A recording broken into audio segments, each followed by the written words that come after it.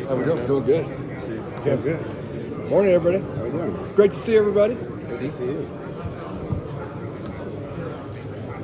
You got an opening statement? Opening statement? No, I have no opening statement other than hello, welcome. Great to see everybody. Can we start with Keenan? Yeah. So what happened there with Keenan? The decision to make the move. It's the business part of the NFL, and everybody does what's best for them. You know, Joe talked about it last week. But it's just very transparent. I mean, that's why you love the NFL. I mean, it's the business part of it, and everybody does what's in their best interest. And Keenan, I mean, make $23 million a year and play in Chicago. You know, who's got it better? Happy for Keenan. Did you have a conversation with Keenan before you guys traded him? After you guys traded him? Yeah, it's. You assume you are when you're talking to the representative. You know, I mean, a lot of conversations with Joby and Joe and Joby were having a lot of conversations. That's the business part. It's great everybody's got a representative and it's just a cool thing when there's that transparent part. I mean, it's not like anything else. Everybody knows this is, you know, doing what's good for you and his family and doing the honorable thing. Heck of a deal for him. Did we want him? Yeah. Him, Mike, Khalil, Joey. I'm a coach. I'm thrilled to have Khalil Mack on the team. Thrilled to have Joey Bosa on the team. Just as far as the receiver room now, you mentioned moving on from Mike too. Yeah. What's the plan there for you guys as far as building it out? Joe mentioned to us last week, but obviously a little bit of work to do there to sort of build out the room. Yeah, right. So really excited about Quentin, his opportunity. Josh Palmer, Darius, and then it's not even April yet. We've got the draft coming, and free agency too. Free agency lasts, you know, before the draft, after the draft. Right now, just couldn't be more excited about getting the players in the building. You know, it's like coaching staff's been hired. They've been grinding. They've been doing great. But getting the players into the building, you know, April 2nd, a day just can't wait for it. Because they're the ones that bring that building to life. And it'll give us all a great lift, you know, when that happens. So just really gearing up for that. Jim, Joe mentioned last week that you talked to Justin after the Keenan situation. Just how did that conversation go? Obviously, they had quite a history together. I've been talking to Justin every chance I get. Any reason I can, you know, get the, you know, call Justin, just check on it. You know how things are going on the ranch up in Oregon. You know, I love hearing stories about that. Talking about, you know, cadence, putting in the schemes, offense and defense. I know, and Shane Day's had multiple conversations. Justin's been in. He's gotten a few workouts in. I think that's hitting him really good. So, yeah, just that interaction. I just like hearing how his day's going. With Keenan specifically, though, I mean, I'm sure he was disappointed, like you were, to lose Keenan. Same conversation that we're having right now. You know, it's like, yeah, this is the business side of the NFL. The NFL has a business side to it, and guys do it. They do what's best for them. You know, they do what's best for your family, but do what's best for, you know, yourself professionally and personally, and everybody understands that. And a heck of a deal for Mike too. I mean, $15 million a year. That's good. That's really good.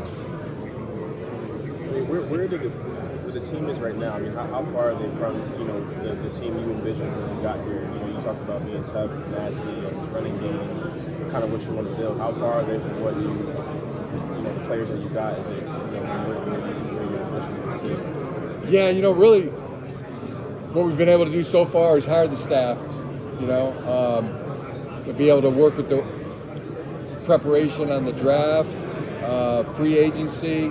I think that's been outstanding. There's been some really great signings to our team. Joe is so good, and Chad. There's inside our building. I mean, there's no invisible fences. It's been tremendous. Coaches getting the systems in. Jesse, Fick, Jerome. They've been great, but now we need the players. So to get to where we're going to be, it's in steps, and we can't do anything until we get the players in there to really give us that lift. So far, so good. So far, so good. We know that the roster you're trying to build it. Do you think you can do that in one off season, or might this take a little longer to get this thing to where you are comfortable with the guys you've got? Yeah, we think we can. Every year's a new year. I mean, it's almost like I have this vision in my head, like some of those Survivor programs, like Survivor Island type of programs. I mean, there's like 32 teams, and yeah, we're all we got. We're eventually going to be 90 to 53 and 17 on the practice squad, and coaches and front office and ownership and every person in that building, from equipment to training staff to the social media staff. I mean, the analytics staff. I mean, it's so much respect for what everybody does. I mean, everybody in that building, everybody in that organization, nobody was born on third base. I mean, they had to work their way to first, to second, to third, and and the players, same thing. I mean, welcome. I mean, I want to celebrate, and congratulate them for being at the highest level of football, and celebrate their story and how they got there. And then, okay, now we're all here together. We're all on third base, poised to bring this home together. So that's where I'm at. That's the excitement I have, and just sitting on a spring, waiting for April 2nd to get here. I think we're in a great place, to welcome those players and get the ball rolling on April 2nd. Jim, have you thought about the draft at all? And what you guys? Yeah, a lot. I mean, I don't know what you'll share, but I mean, you guys have the number 5 pick. Are you a guy who's? We definitely have the number 5 pick. That's what we I got. Want to stay put, or are there any realistic chances of movement there? Or? Oh man, it's such a great pick. I mean, everybody can analyze that. I mean, that doesn't take a lot to understand that there's some real possibilities. I mean, I'm really super excited about that pick. So we'll see how it plays out. But I mean, it's pick a great player at 5. There's going to be a great player at 5. In some ways, there's talk of 4 quarterbacks going in the first 4 picks. Boy, if that happens, then that pick really becomes like the number 1 pick in the draft. If 4 quarterbacks go in the first 4 picks, that's not like the 5th pick anymore. That's like the number 1 pick of the draft for teams that have a great quarterback already. So we'll see. I mean, then maybe maybe maybe 4 quarterbacks don't go in a row. And it's unprecedented that's ever happened, but maybe there's still another quarterback there when the 5th pick comes around and somebody wants to. Again, that would be like the number 1 pick. It wouldn't be like the calculator for the 5th pick anymore. So, but yeah, if it comes around to us and we're on the clock at number 5, we know we got a great player that's going to be there. for us. So yeah, that's haven't determined who that's going to be, but it's an exciting pick. Well aware we have the 5th pick. What do you admire about the way Justin plays quarterback, and what about him? Are you eager to coach? What about makes you eager to coach him? Oh yeah, it's so many things hit me with that. It's like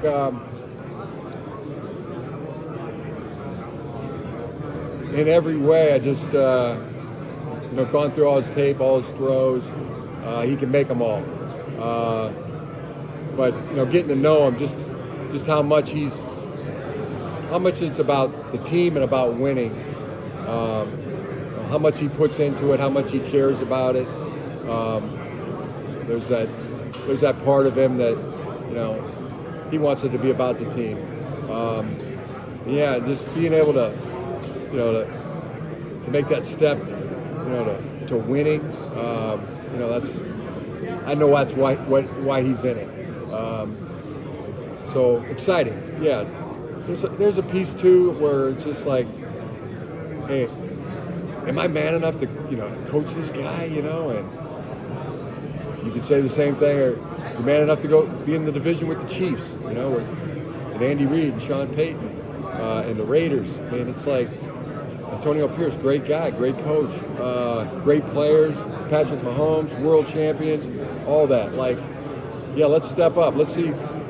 I want that challenge, and I know Justin Herbert wants that challenge. So it's all those feelings, it's all those emotions, anticipation for April 2nd. Can't wait to get it started. Jim, what was it like being in Ann Arbor the other day for Pro Day and looking at these players that you coach as now potential draft picks?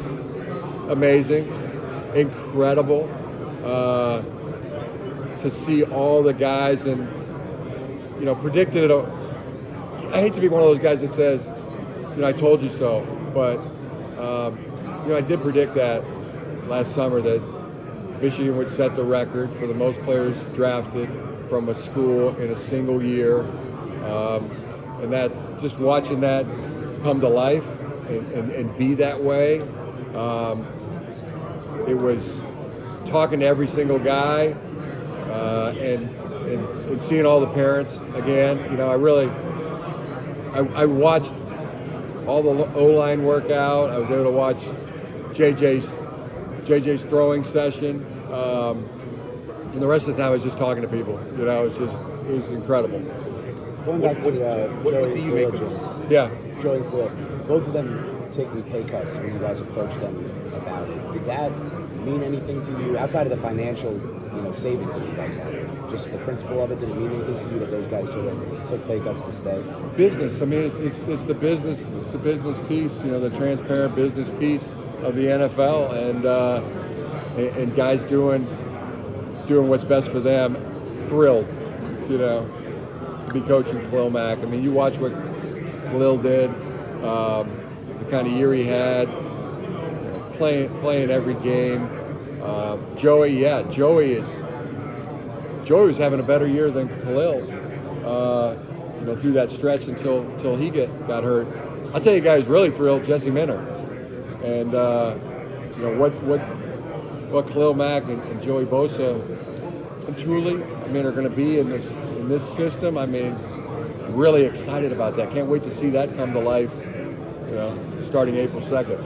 April 2nd, I keep that date's in my mind. You obviously said that you watched JJ and there's 4 quarterbacks. The top 4, he's probably one of them. In terms of just coming to the league as a rookie, what's the challenge for him or any of these guys to make that jump from college to pro?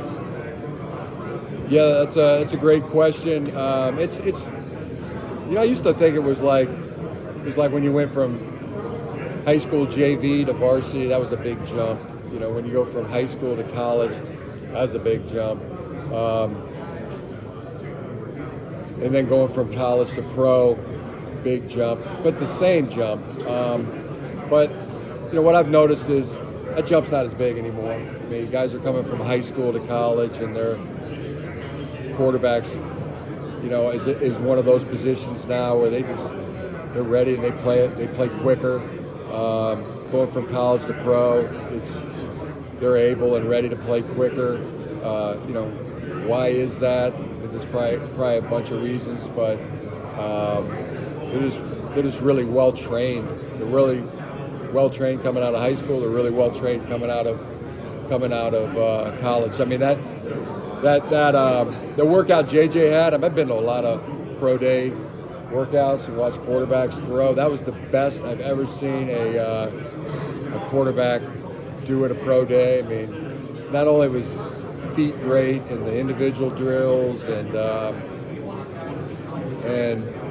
but then he started throwing and it was like every throw was right there. I thought our receivers did a great job too. They all had a great day, but that was the best throwing day I've ever seen. And then hear coaches and GMs come up to me and say, hey, great job with JJ, and we, like I predicted, once they were around him, I was hearing the stories about how he is on the board, how he is, on the field, the little things, the intangibles. I mean, it was absolutely no surprise whatsoever. But there was raving. I mean, it was great to hear, incredible to hear. I know it was sincere. It was unsolicited, but I mean, there's numerous GMs, numerous head coaches, couldn't say enough good things. And it was, I mean, you could just see it, right? I mean, his pro day, literally, I've never seen a better one. What does his winning mean to NFL teams? The amount of winning that's still important, right? To win it, right? Yeah. I mean, the most important thing speaks for itself. JJ's a winner.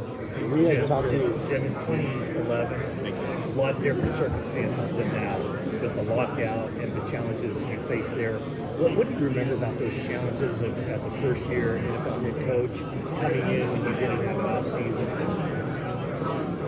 2011. What I remember most is the players. And Alex Smith getting all the players together at San Jose State. Justin Smith and the players really took it upon themselves, even though there was a lockout. They were still getting together, working. I mean, it's like that whole Survivor Island, kind of theme keeps kind of playing in my mind. I mean, finding a way, improvising, adjusting, and that's what I remember about that. Who comes together as a team, in this 1 year period, these 9 months, 8 months, 6 months, leading up to the season. Because eventually the teams that play together, that won't be divided, that are unselfish, that and a little luck, they're the ones that come out to be the champion. One of the guys on that team, I think your first Hall of Famer, right, Patrick Willis? Yeah. What do you remember about Patrick and beyond the play on the field? What made him a Hall of Famer, or what makes him a Hall of Famer? So many things. At the highest level of athleticism, toughness, talent, effort. I mean, when I think of Patrick Willis, I think of by your talent and your effort, you will be known. And it's biblical to me, in the relentless hell bent on being great and being a great teammate.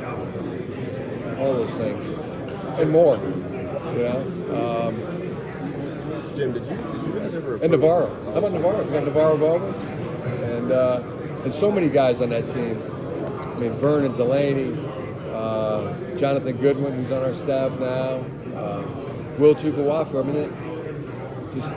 mean, guys that I love him. There's no one I love more than him. There's nobody I love more than Frank Gore. There's nobody I love more than Patrick Willis. Just on and on. I mean, it's just a team of guys like that. And that's what we had at Michigan. I mean, when I walked around that pro day, it's like, oh yeah, no wonder we won the national championship. I had coaches GMs coming up after meeting with your guys. They would say, Mike Thomas said, I mean, gold standard human beings. No wonder you guys won the national championship. So yeah, when you ask me what it's like, what was it like to be there? That's what it was like. I mean, to watch, 18, 19, 20 guys that were at that pro day, and know that their talent is that good, and they developed themselves to get to that point, and then they all acquitted themselves really good in that pro day and at the combine. But they also won the Good Human Being Award, because they just are. That's what their parents have poured into them. So yeah, it was an A++++. That's how I felt. When we talked to you last month about the offensive vision, you talked about protecting the quarterback, and you Yeah. talked about beefing up the run game. Obviously, a lot of that's going to depend on your offensive line. You guys brought in Setter and Bradley Bozeman. What's your assessment overall of where you guys are at up front in the context of how important that it's going to be to how you guys want to play offensively? Yeah, I mean, the offensive line to me is important. I mean, if I ask you the question of what position group depends on no other position group to be good, but every other position group depends on them to be good, what position group is that? Offensive line. They're not relying on any other position group to be good. They go out and they're good. But yet every other position group relies on the offensive line to be good. And then the D-line, they'll be the ones that argue back, we don't need the offensive line to be good. Do you? Do you like when the offense has a 12-play drive and the field position? Yeah, oh yeah, okay, you're right. It's like, so yeah, that building that kind of offensive line, that's exciting. Can't wait to do that. April 2nd, let's get it started. Let's go. So do you feel good Ready to about roll. what you guys have there right now? Obviously, 4 of the starters right now are back from. Super excited. Yeah, I think they're really good. I think they're really willing. And then just that mentality of that group. I mean, that's like a fist. There's 5 of them. 1, 2, 3, 4, 5. Playing as one on that offensive line. And I look at them and go, yeah, Rashawn, really good. Excited about Zion. Bradley Bozeman signed him. Sawyer, Hipkins. I really like McFadden too. Just can't wait to get that, get in the room, get in the weight room, get on the field, and coach guys and be around them and build that group. I mean, excited about that as well. With Jamari, he's played guard and tackle. Yeah, tackle. You've been good at that too. Do you have a vision for where you see him fitting best? He's versatile. You love guys that are versatile like that, and we'll see. It's to be determined. Have seen the tape, but that's not everything to me. I mean, getting around guys on a daily basis, those questions get answered. I see McFadden as a possible center too, and he's got versatility. He's got the athleticism. He's got the feet. He's got the intelligence and intangibles. I've been told. So there's all kind of possibilities that you think about and anticipate. But hey, we all got to get together here in the same room and al natural, we'll go about it. And with McFadden, you're basing that. You made 2 starts at the end of last year. That tape primarily. Yeah, that tape. Okay. Yeah, the latest and healthiest tape of each guy. Jim, going back to JJ McCarthy for a second, if he were to end up in a major market like, say, New York, what would make him uniquely qualified to be able to handle that, personality-wise, emotionally, and just with his play? Yeah, a couple examples. He's like the perfect blend of Jim McCarthy and Megan McCarthy. So I just watched the evolution of every kid you coach or you raise, or that you're around. You watch this evolution, and they evolve most of the time just kind of what the parents have poured into him. So Jim McCarthy, great gift of personality and empathy and competitiveness and just bigger than life. And then there's Megan, and she is like quiet but like a stone cold killer. You know, like if somebody like were to do something to the family, you know, you would see a tiger. You know, and then that's JJ. It doesn't matter. I mean, they could be adulating JJ, we love JJ, and or being booed, you know, or being hit, and then this killer comes out, and he's, whether it's good, whether it's bad, you know, he's got an extra gear, you know, especially when he's challenged, and you also see the, you know, the big personality and do anything for another guy in the team, you know, or a kid, small kid that walks up to him, you know. And he makes my son Jack feels like JJ's one of his really good friends. I mean, he's incredible.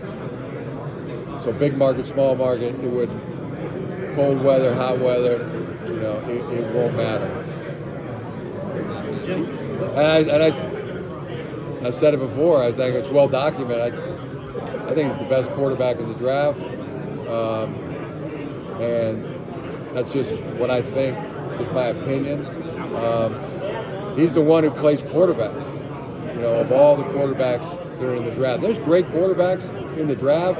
I think he plays quarterback the best of any quarterback in the draft. Jim, what would you say makes Mike McDonald a good defenseman? Oh, Mike is, I mean, he's a stone cold killer too. Not just defense, offense. I mean, he has great understanding of special teams, the whole system. And he's one thing I'll say about Mike, which, you know, he's himself, and that's every day, and he has a great year. Like, he's a great coach. Like, there's humility too there, you know. Like, I guess some coaches make the mistake of being, you have a great year as a coach, and even somebody gives you coach of the year, then that's great, you're coach of the year.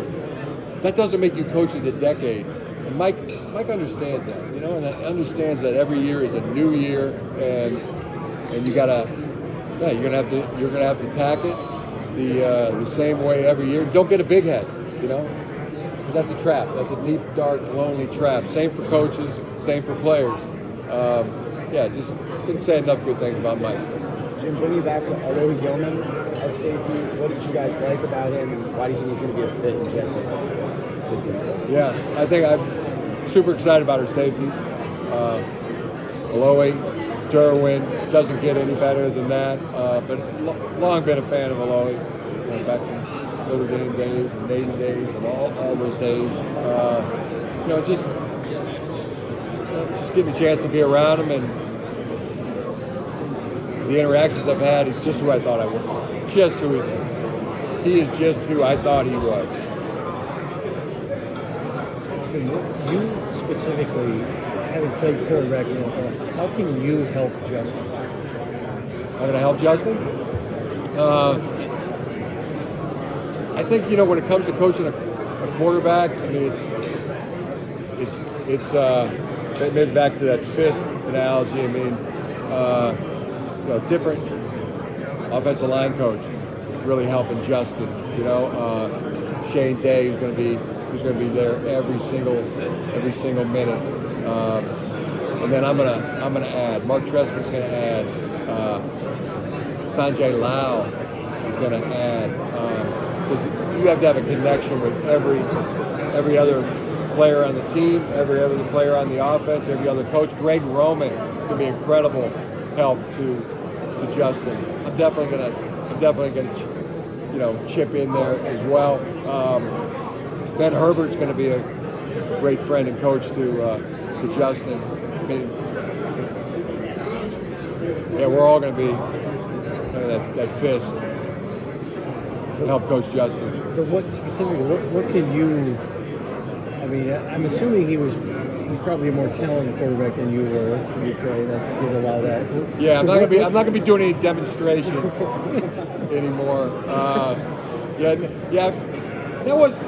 I was coaching quarterbacks through the years, there's been an evolution there. I mean, there was a time where 20 years ago, when I first started, like I could really demonstrate stuff. I could hop in there and do it and show them. And then somewhere between then and now, I just know I caught myself on film a few times and go, that's not what I want them seeing. So I've had to learn to like verbalize things and teach the game management, teach the technique, teach the fundamentals through verbalization. I've gotten it. I've learned how to do it. Did you have a favorite Mike McDonald story? No, I don't. I'll think of one probably in about 30 minutes. But no, not really. I think my favorite thing about him is my favorite thing about anybody. Like same thing I tell myself, same thing I tell the players, the other coaches. Just be yourself. Be yourself. Try to be the best version of yourself, and then get a lot of practice at it by doing it every day. Be that person, and where we all go wrong, where we all make mistakes, is when we try to impress somebody. That's when you get off your game. You're not in your practice of your consistency of being yourself. So same thing to the players, same thing to the coaches. I mean. Yeah, maybe if there's one thing I can coach guys up on is just do you. It's working. You're here. You're at the highest level of football, and if you do want to get a little better at something, just work a little bit harder at it. And whatever you do, don't get a big head. That's a trap. That's a deep, dark, lonely trap. I think Mike does a great job of that. What's made his defense? Two more guys. What's made his defense so effective in the last few years? His defense, John's defense, the Ravens' defense.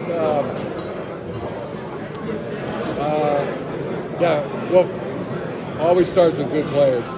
Don't ever think that there's a good coach without good players. All of us including. Mike, John, Jesse, those guys. Who all came up with that defensive system, it kind of speaks for itself. Word on the street is you've gotten the RV set up. Yeah. How's that?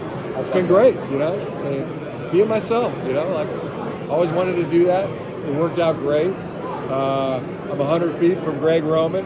He has an RV as well. He's got a better RV. G-Ro's got a really, really good RV. So he's got it better than you as well. In the RV world? Well, I'm not as fancy. My Thor motor coach, it hits me just right. It's been awesome. It's been it's been really good. I go back there and it's a good time to think. It's been great. Now all that's coming to an end. I'm happily coming to an end because my family is coming to California. They're all here on this trip, and we're all going to California together. So we'll be moving into our rental house. So that's even better to me. Did you drive it from Michigan? Oh, my brother-in-law did. John Fieldmore drove it. You guys haven't shied away from talking about wanting to win championships. You, Joe, but the team is so different. The players that have left, very good players. What makes you confident that you guys will still compete for a title? Yeah, we just believe. We've got high expectations. Really, right now my expectations are high for April 2nd. I can't wait for that. And then you just, like anything, you just chip away at it. You just chip away at it and find a way. And we think we can. All right, thanks, Coach. Yep. I appreciate it. Thanks, Jim. Thanks. Appreciate you.